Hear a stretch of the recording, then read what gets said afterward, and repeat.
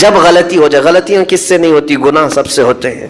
اور اسی لیے میرے آقا صلی اللہ علیہ وسلم ارشاد فرماتے ان بنی آدم خطاؤون وخیر الخطائین التوابون. آدم کی ساری اولاد خطا کرتی ہے، یعنی آدمی سب خطا کرتے ہیں، لیکن بہترین خطا کرنے والا وہ ہے جو خطا کرتے ہی توبہ کر لیتا ہے. السلام علیکم ورحمۃ اللہ وبرکاتہ. میرے پیارے پیارے عزیز دوستو، میں امید کرتا ہوں الحمدللہ آپ لوگ خیریت و عافیت سے ہوں گے. آپ جہاں بھی رہے اللہ آپ سب کو ہمیشہ خوش رکھے، آباد رکھے. پیارے عزیز دوستو، آج کی اس ویڈیو میں ہم لوگ جانیں گے توبہ استغفر اللہ پڑھنے کی کیا کیا فضیلتیں ہوتی ہے.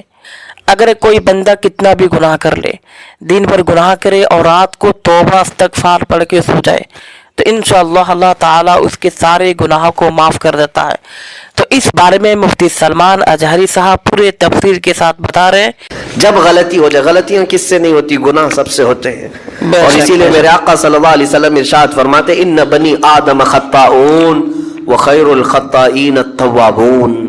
آدم کی ساری اولاد خطا کرتی ہے، یعنی آدمی سب خطا کرتے ہیں، لیکن بہترین خطا کرنے والا وہ ہے جو خطا کرتے ہی توبہ کر لیتا ہے. توبہ کر لیتا ہے. کوئی رات تمہاری ایسی نہ ہو کہ بغیر توبہ کے سو جاؤ. کوئی صبح ایسی نہ ہو آپ کی جو اللہ تعالیٰ کی بارگاہ میں استغفار کر کے نہ شروع کرو. ہر دن توبہ کرو، ہر دن اللہ کریم کی بارگاہ میں استغفار کرو. اور قرآن کی ایک آیت میں آپ کو یہ بھی بتا دوں، 9ویں پارے سورہ انفال کی آیت ہے. اللہ تعالیٰ فرماتا ہے وَمَا كَانَ اللَّهُ لِيُعَذِّبَهُمْ وَأَنْتَ فِيهِمْ وَمَا كَانَ اللَّهُ مُعَذِّبَهُمْ وَهُمْ يَسْتَغْفِرُونَ. اللہ فرماتا ہے اس امت پر اللہ عذاب ویسا نازل نہیں کرے گا جیسے پہلی امتوں پر آتا تھا. اس کی وجہ یہ ہے، پہلی وجہ یہ ہے کہ ان کے بیچ میں میرا محبوب آرام کر رہا ہے، رسول پاک صلی اللہ علیہ وسلم. دوسری ایک وجہ رب تعالیٰ فرماتا ہے وَمَا كَانَ اللَّهُ مُعَذِّبَهُمْ وَهُمْ يَسْتَغْفِرُونَ. جب تک لوگ اللہ کی بارگاہ میں استغفار کرتے رہیں گے، استغفر اللہ ربی من کل ذنب واتوب الیہ. یہ آیت کب نازل ہوئی تھی میں آپ کو بتاؤں. 2 صحابہ تھے، دونوں گہرے دوست تھے، بہت ہی گہرے دوست، مدینے کے رہنے والے. اس میں سے ایک صحابی تجارت کے لیے جا رہے تھے اور ان کے گھر بار میں ان کی بیوی تھی بس، اور کچھ نہیں. تو اپنے دوست سے کہا کہ میں جا رہا ہوں، مجھے آنے میں تاخیر ہو سکتی ہے، میرے گھر پر اگر کبھی سودا سلف لانے کی ضرورت پیش آئی تو میری بیوی کو یہ پہنچا دینا، ساز و سامان. یہ کہہ کر وہ تجارت پہ چلے گئے. جو دوست صحابی تھے، دیکھیں صحابہ کے بہت سارے کام امت کے لیے درس ہیں، سبحان اللہ، قیامت تک آنے والے مسلمانوں کے لیے وہ مشعل راہ ہیں. تو وہ جو دوست صحابی تھے سودا سلف لے کر کے گھر جایا کرتے تھے اپنے دوست کی بیوی کو پہنچانے کے لیے. ایک دن ایسا ہوا کہ شیطان نے ورغلایا اور سودا سلف سامان لے کر گھر گئے. ان کی خاتون باہر آئی دوست کی، انہوں نے اس خاتون کا صرف ہاتھ پکڑ لیا اور وہ عورت چونکہ مدینے کی رہنے والی صحابیہ ہیں، اپنا ہاتھ تو چھڑا لیا لیکن وہ چیخ مار کر رونے لگی کہ جس پر میرے شوہر نے سب سے زیادہ اعتماد کیا، تم تو جگری دوست بھائی کی طرح تھے، ہاتھ کیسے بڑھا دیا. تو اس صحابی کو فوراً احساس ہو گیا کہ میں بہت بڑی خطا کر گیا. اللہ میرے بھائی اور میرے دوست کی امانت میں نے خیانت کر دیا. اس نے مجھ پر بھروسہ کیا تھا اور اس کی بیوی کا میں نے ہاتھ پکڑ لیا. بس اتنی سی بات تھی.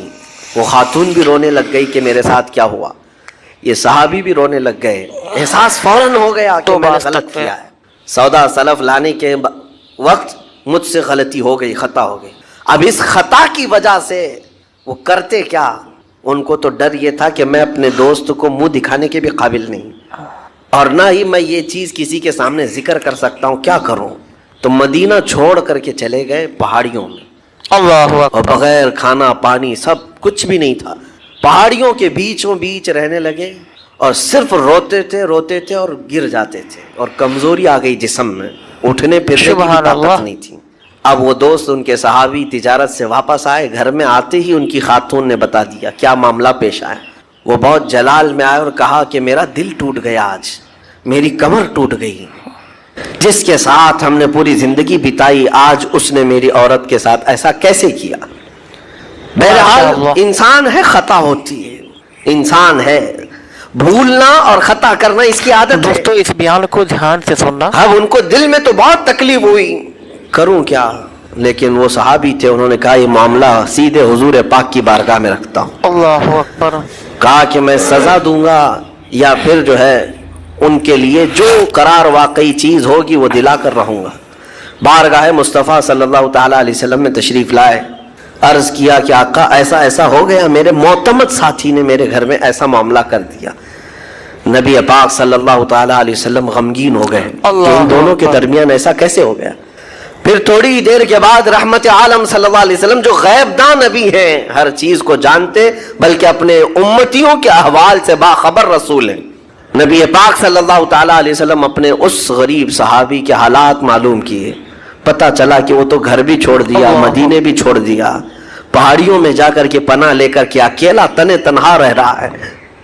اللہ کے نبی صلی اللہ تعالیٰ علیہ وسلم اپنے اس غریب امتی صحابی کے حالات معلوم کرنے کے بعد اللہ کریم کی بارگاہ میں عرض کرتے ہیں کہ مولا تو فیصلہ سنا دے. اللہ تعالیٰ نے آیت نازل فرمائی, جو آیت میں نے آج آپ کے سامنے تلاوت کیا. اللہ تعالیٰ فرماتا ہے والذین اذا فعلوا فاحشۃ او ظلموا انفسهم, جن لوگوں نے گناہ کر لیا یا اپنی جان پر ظلم کیا ہے, پھر ذکروا اللہ فاستغفروا لذنوبہم, اللہ کو پھر جلدی یاد کر لیا اور توبہ کر لیا. دوستو اس بیان کو تعالیٰ فرماتا ومن یغفر الذنوب الا اللہ, محبوب بتاؤ اللہ کے سوا کون ہے گناہوں کی بخشش کرنے والا. اللہ تعالیٰ ان کے گناہوں کو معاف کر دیتا ہے جو فوراً اپنے گناہ کے بعد یاد کر لیتے ہیں کہ مجھ سے خطا ہوئی ہے. رسول کریم صلی اللہ تعالیٰ علیہ وسلم نے اس صحابی کو بتایا تیرے بھائی سے بھول ہوئی, خطا ہوئی, لیکن رحمان نے اس کی بخشش کا مصداق قرآن میں سنا دیا کہ وہ باز آ گیا اور توبہ کر رہا ہے, لہٰذا تیرے لیے بھی یہ زیب نہیں دیتا کہ تو اب کوئی انتقام لے, تو اپنے دل سے معاف کر. یہ صحابی تھے, اللہ کے نبی صلی اللہ علیہ وسلم کے پروردہ تھے, نفسانیت اور خواہشات کے نہیں. یہ فوراً گئے اور اپنے اس جگری دوست کو, اپنے اس بھائی کو ڈھونڈتے ہوئے اللہ پہاڑیوں کے بیچوں بیچ جا کر کے دیکھا. ان کی حالت بہت خستہ تھی, کمزور ہو گئے تھے اور روتے روتے اتنا تھک گئے تھے, نہ کھانا ہے نہ پانی ہے, بس یہ کہ ان سے خطا کیا ہوئی تھی, اپنے دوست کی عورت کا ہاتھ پکڑ لیا تھا. بس میرے عزیزو اس سے بڑا نہیں. ہاتھ پکڑنے پر ان کو اس قدر احساس تھا کہ مدینہ چھوڑ دیے. لوگ یہاں پورے کے پورے گناہ میں ڈوب جاتے ہیں, زنا میں ڈوبتے ہیں, انہیں احساس تک نہیں. یہ صحابی گئے اور جیسے ہی یہ گئے تو وہ ہوش میں آئے اور رونے لگے کہ میرا بھائی آ گیا اور اب شاید یہ انتقام لے گا, بدلہ لے گا, مجھے مار ڈالے گا, کیونکہ میں نے اس کا اعتماد توڑا, اس کا بھروسہ ختم کیا. دوستو مفتی صاحب لیکن یہ صحابی گئے اور ان کا ہاتھ پکڑا اور اپنے سینے سے لگایا, کہا کہ تو بھی ابن آدم ہے, میں بھی ابن آدم ہوں, انسان ہے, خطا ہو گئی, لیکن بشارت ہے تجھے کہ اللہ نے قرآن میں محبوب کی بارگاہ میں آیت اتاری, تیری بخشش کا پروانہ اتار دیا. وہ اس قدر خوش ہوئے, اس صحابی کو تھام لیا اور کہا میں تو مایوس ہو کر پورے گھر بار سب چھوڑ کر کے آیا تھا, لیکن میرا رحمان خدا بندوں کو کبھی چھوڑتا نہیں, کبھی اکیلا ہونے نہیں دیتا, وہ مایوس نہیں کرتا. میرے عزیزو آج ہمارے پاس وقت ہے, جب ٹھوکر کھائیں تو فوراً احساس ہو جائے, جب غلطی ہو جائے. غلطیاں کس سے نہیں ہوتی, گناہ سب سے ہوتے ہیں. اور اسی لیے میرے آقا صلی اللہ علیہ وسلم ارشاد فرماتے ان بنی آدم خطاؤون وخیر الخطائین التوابون, آدم کی ساری اولاد خطا کرتی ہے, یعنی آدمی سب خطا کرتے ہیں, لیکن بہترین خطا کرنے والا وہ ہے جو خطا کرتے ہی توبہ کر لیتا ہے, توبہ کر لیتا ہے. کوئی رات تمہاری ایسی نہ ہو کہ بغیر توبہ کے سو جاؤ, کوئی صبح ایسی نہ ہو آپ جو اللہ تعالیٰ کی بارگاہ میں استغفار کر کے نہ شروع کرو. ہر دن توبہ کرو, ہر دن اللہ کریم کی بارگاہ میں استغفار کرو. اور قرآن کی ایک آیت میں آپ کو یہ بھی بتا دوں, 9ویں پارے سورہ انفال کی آیت ہے. اللہ تعالیٰ فرماتا ہے وما کان اللہ لیعذبہم وانت فیہم وما کان اللہ معذبہم وہم یستغفرون. اللہ فرماتا ہے اس امت پر اللہ عذاب ویسا نازل نہیں کرے گا جیسے پہلی امتوں پر آتا. اس کی وجہ یہ ہے, پہلی وجہ یہ ہے کہ ان کے بیچ میں میرا محبوب آرام کر رہا ہے, رسول پاک صلی اللہ علیہ وسلم. دوسری ایک وجہ رب تعالیٰ فرماتا ہے وَمَا كَانَ اللَّهُ مُعَذِّبَهُمْ وَهُمْ يَسْتَغْفِرُونَ. جب تک لوگ اللہ کی بارگاہ میں استغفار کرتے رہیں گے اللہ فرماتا ہے اس قوم پر اللہ عذاب نہیں نازل کرتا.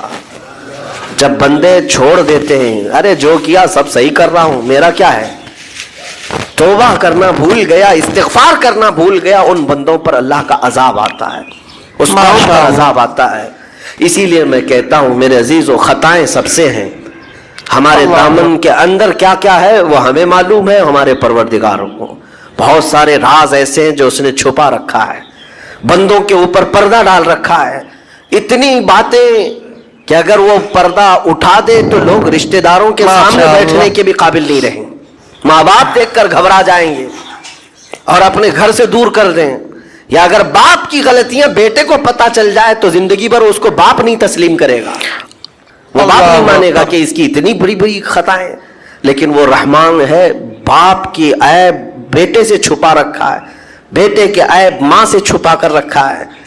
وہ پروردگار عالم نے پردہ رکھا ہے ہر ایک پر, لیکن اس کے باوجود بندوں کو یہ چاہیے کہ اس کی بارگاہ میں اکڑ دکھانے کی بجائے, غرور و گھمنڈ دکھانے کی بجائے عاجزی کے ساتھ اسے رحمان تسلیم کر کے عرض کرتے رہے مولا میں خطا کار ہوں اور تو ستار و غفار ہے, بخش دے مولا تیرا نام غفار ہے, بخش دے مولا تیرا نام غفار ہے. اسی لیے میں عرض کرتا ہوں میرے عزیزوں رب تبارک و تعالی ارحم الراحمین ہے, لیکن کچھ بندوں کو آج ایسا لگتا ہے کہ اب ہم جس زندگی میں جیسے چل رہے ہیں اب تک ہمارے ساتھ کچھ ہوا نہیں, اس کا مطلب ہے کہ ہم صحیح کر رہے ہیں, جو کر رہے ہیں ہم صحیح کر رہے ہیں. اس نے ڈھیل لے رکھی ہے, اس کا مطلب یہ نہیں کہ جو کر رہے ہیں صحیح کر رہے ہیں. کسی دن وہ گرفت کرنے پر آئے اور سب کے سامنے عیوب تمہارے برائیاں وہ آشکار کر دے, کھول دے, تو یہ سب سے بڑا عذاب ہے دنیا میں بھی, دنیا میں بھی سب سے بڑا عذاب ہے. بہرحال آج وقت ہے, اللہ تعالیٰ نے عقل سلیم عطا کیا ہے, اور میں آپ کو بتاؤں کہ اللہ تبارک و تعالیٰ ان بندوں کو پسند کرتا ہے جو اس کی بارگاہ میں گڑ گڑاتے ہیں. آپ نے دنیا میں دیکھا ہے کسی کے پاس آپ مانگنے کے لیے جائیں, 1000 روپے مانگ کے دکھائیں, آج وہ دے دے گا, کل پھر 1000 روپے مانگے اس سے, ہو سکتا ہے دے دے گا, پرسوں پھر مانگو, دیکھو پھر اس کا چہرہ بگڑتا ہے کہ نہیں. اچھے اچھے لوگوں کی بات میں کر رہا ہوں, مانگنے سے لوگ ناراض ہوتے ہیں, اور اگر تم مانگنے کی عادت ڈال دی تو دیکھنا وہ آدمی راستہ کاٹنے لگ جائے گا, ارے یہ آ رہا ہے ہٹ جاؤ ادھر سے, ابھی آئے گا 1000 روپے مانگے گا. اور ایک حدیث پاک میں اللہ کے رسول صلی اللہ علیہ وسلم فرماتے ہیں کہ مومن ایک فتنے کا مقابلہ کر رہا ہوگا اور اس سے نکل جائے گا, اس فتنے کو دیکھ کر اتنا گھبرائے گا اور یہ سوچے گا کہ اس میں تو میری موت ہو جائے گی. پھر اللہ تبارک و تعالیٰ اس فتنے سے اس کو نکالے گا, وہ دوسرے میں مبتلا ہوگا یا دوسرے کا سامنا کر رہا ہوگا, اور اس کو یہ لگے گا کہ یہ اب آنے والا جو فتنہ ہے پہلے والے سے تو بہت بڑا ہے. اسی طرح سے ہر آنے والے زمانے کا فتنہ پچھلے زمانے سے بڑھ کر کے ہی آئے گا. آزمائش, فتنہ جو ہے یہ لفظ قرآن پاک میں بھی آیا ہے, اور فتنہ کا لفظ جو ہے آزمائش اور امتحان کو کہا جاتا ہے مومن کے لیے. قرآن پاک میں اللہ تعالیٰ فرماتا ہے یوم ہم علی النار یفتنون, قرآن پاک میں اللہ فرماتا ہے انما اموالکم و اولادکم فتنہ, تمہارا مال تمہاری اولاد فتنہ, فتنہ کا مطلب آزمائش ہے, تمہارا امتحان ہے. ان الذین فتنوا المؤمنین والمؤمنات, فتنہ کا یہ لفظ قرآن پاک میں کئی جگہ پر آیا. جو آیت میں نے خطبے میں پڑھی وہ بھی فَلْيَحْذَرِ الَّذِينَ يُخَالِفُونَ عَنْ أَمْرِهِ أَن تُصِيبَهُمْ فِتْنَةٌ أَوْ يُصِيبَهُمْ عَذَابٌ أَلِيمٌ. اللہ فرماتا ہے لوگوں کو چاہیے کہ میرے نبی کے حکم کی مخالفت کرنے سے بچیں, ورنہ وہ فتنوں میں مبتلا ہوں گے یا دردناک عذاب میں گرفتار ہوں گے. یہ اللہ تعالیٰ کی طرف سے پہلے سے تنبیہ کی گئی ہے. حضور کی مخالفت کرو گے, نبی پاک صلی اللہ تعالیٰ علیہ وسلم کی تعلیمات کو چھوڑو گے تو فتنوں میں مبتلا ہوں گے, بہت ساری آزمائشیں آئیں گی. آج جو ہم فی زمانہ پوری آزمائشوں میں گھرے ہوئے ہیں, کیا اپنے گریبان میں جھانک کر دیکھیں کہ حضور پاک صلی اللہ علیہ وسلم کی تعلیمات کے مخالف نہیں چل رہی پوری امت؟ جس امت کو خیر امت کا لقب قرآن نے دیا, یا اچھائیوں کا حکم دیتی ہے برائیوں سے روکتی ہے, وہ کہاں ہے تمہارا منصب؟ کیا ہر کوئی وہ ذمہ داری نبھا رہا ہے؟ اچھائیوں کا حکم دے رہا ہے ہر کوئی, برائیوں سے روک رہے ہو ہر کوئی ڈر رہا ہے. ہر کوئی یہ سوچتا ہے ہم کو کیا پڑی ہے، کوئی جا رہا ہے کھڈے میں گر رہا ہے تو ہم کو اس سے کیا لینا دینا۔ برائیوں سے روکنے کا مزاج امت کا ختم ہوتا چلا گیا۔ تم خیر امت ہو، یہ منصب کبھی تم سے الگ نہیں ہو سکتا۔ اور علم اسلام لایا ہے، اور آج اسلام کے پیروکار مسلمان علم سے دور ہے۔ اخلاق اسلام نے دیا ہے پوری دنیا کو، اخلاق اسلام نے دیا ہے۔ ماں اور بہنوں کے درمیان تمیز اسلام نے دیا، عورتوں کے حقوق اسلام نے عطا کی۔ لیکن یہ سب باتیں میں اس لیے عرض کر رہا ہوں کہ کیا مسلمانوں میں اب بھی وہ اسلام ہے، یا رسول پاک صلی اللہ تعالی علیہ وسلم کی تعلیمات کو اتنا پیچھے ڈال دیا؟ کبھی کبھار میں سوچتا ہوں میرے عزیزوں، اپنے دل پر ہاتھ رکھ کر کے بتاؤ، جس رسول پاک سے تم جان سے زیادہ محبت کرنے کی بات کرتے ہو، اس رسول کی کتنی حدیثیں تمہیں یاد ہیں؟ دوسروں کے ڈائلاگز تو یاد ہو جاتے ہیں، گانے زبان پر یوں ہی آ جاتے ہیں۔ وہ اس لیے نہیں کہ تم گانے رٹا مار کے یاد کرتے ہو، سن سن کے ہی یاد ہوتے ہیں، چلتے پھرتے لگ جاتے ہیں، یاد ہوتے ہیں۔ کسی کے ڈائلاگز بہت زیادہ ادھر ادھر وائرل ہوتے ہیں، وہ یاد ہو جاتے ہیں۔ لیکن میں یہ پوچھنا چاہتا ہوں کہ یہ سن سن کر کے جب دنیاوی نغمے یاد ہو جاتے ہیں تو اپنی عادت ایسی کیوں نہیں ڈالی کہ میرے نبی کے نغمے بھی سن سن کے یاد ہو جائے، حضور کی باتیں یاد ہو جائیں۔ بات یہی ہے کل ملا کر کہ ہم جس آزمائش کے شکار ہو رہے ہیں آج یا ہوں گے، ان سب کا اصل سبب قرآن نے کہا ہے رسول پاک صلی اللہ تعالی علیہ وسلم کے حکم کی خلاف ورزی۔ دیکھو حضور کے حکم کی خلاف ورزی دو طرح کا کرتا ہے آدمی، ایک جان بوجھ کے کرنے والا وہ کافر ہے، وہ کہتا ہے کہ میں مانتا ہی نہیں، نعوذ باللہ، وہ کافر ہے۔ لیکن ایک انجانے میں کرتا ہے، وہ حضور سے محبت تو کرتا ہے لیکن نفس کبھی غالب ہے، شیطان کبھی غالب ہے، سستی کبھی غالب ہے، جس کی وجہ سے ان احکام کو عمل نہیں کر پاتا، لیکن نقصان وہ بھی اٹھائے گا، وہ بھی اٹھائے گا۔ پہلا والا تو جہنم، جس نے جان بوجھ کر کے انکار کیا حضور کے فرامین کو، وہ تو جہنم میں جائے گا۔ اور دوسرا والا جو انجانے میں کرتا چلا گیا تو وہ دنیا میں فتنوں میں مبتلا ہوگا، آزمائش میں آئے گا۔ اللہ کے نبی صلی اللہ تعالی علیہ وسلم نے یہ بھی ارشاد فرمایا ایک زمانہ تم پر آئے گا۔ ایک صحابی حضرت حذیفہ رضی اللہ تعالی عنہ، وہ فرماتے ہیں کہ سب لوگ حضور صلی اللہ علیہ وسلم سے اچھائی کے بارے میں زیادہ سوال کرتے تھے اور میں برائیوں کے بارے میں زیادہ سوال کرتا تھا۔ وہ کہتے ہیں خود اس کی وجہ یہ ہے، اس لیے پوچھتا تھا کہ کہیں اس برائی میں مبتلا نہ ہو جاؤں، کہیں اس برائی سے میرا سامنا نہ ہو جائے۔ تو حضرت حذیفہ رضی اللہ تعالیٰ عنہ نے حضور صلی اللہ علیہ وسلم سے پوچھا یا رسول اللہ صلی اللہ علیہ وسلم، ہم زمانے جاہلیت میں تھے، کفر میں تھے، شرک میں تھے، اسلام آیا، خیر آیا، اللہ تعالیٰ نے ہمیں ایک شر سے نکال کر خیر میں لایا، تو کیا اس اسلام کے خیر کے بعد پھر کوئی اور شر آنے والا ہے؟ اس کے بعد اور کوئی برائی آئے گی؟ حضور نے فرمایا ہاں آئے گی، جس اسلام میں تم ہو اس خیر کے بعد پھر شر آئے گا۔ اس صحابی نے فرمایا کیا وہ شر جو آئے گا، وہ برائی جو آئے گی، اس کے بعد پھر کوئی خیر نہیں آئے گا؟ حضور نے فرمایا آئے گا۔ اس کا مطلب یہ ہے زمانہ جاہلی، یہ پوری حدیث سن لیجیے، حضرت حذیفہ رضی اللہ تعالیٰ عنہ کی یہ حدیث صحیح حدیث پاک۔ پہلے انہوں نے پوچھا ہم زمانہ جاہلیت میں تھے، کفر و شرک میں تھے، اسلام میں آئے تو ایک برائی سے نکل کر خیر کی طرف آئے۔ اب پوچھا کیا اس خیر کے بعد پھر کبھی اور کوئی برائی آنے والی ہے، شر آنے والا ہے؟ حضور نے فرمایا ہاں آنے والا ہے۔ اس شر کے بارے میں کیا کیا حضور نے فرمایا وہ بھی بتاتا ہوں، لیکن حضرت حذیفہ نے اس کے بعد کا بھی پوچھا، کہا وہ شر جب آئے تو کیا اس کے بعد پھر کوئی بھلائی آئے گی کہ نہیں آئے گی، خیر آئے گا کہ نہیں؟ حضور نے فرمایا ہاں آئے گا۔ اس کا مطلب یہ ہوا کہ ہم جس زمانے سے گزر رہے ہیں ہو سکتا ہے یہ شر پہ شر، شر پہ شر آ رہا ہے، لیکن میرے نبی کی بشارت کے بعد یہ سارے شر کے بعد ایک خیر آنے والا ہے، اس سارے شر کے بعد ایک خیر آنے والا ہے۔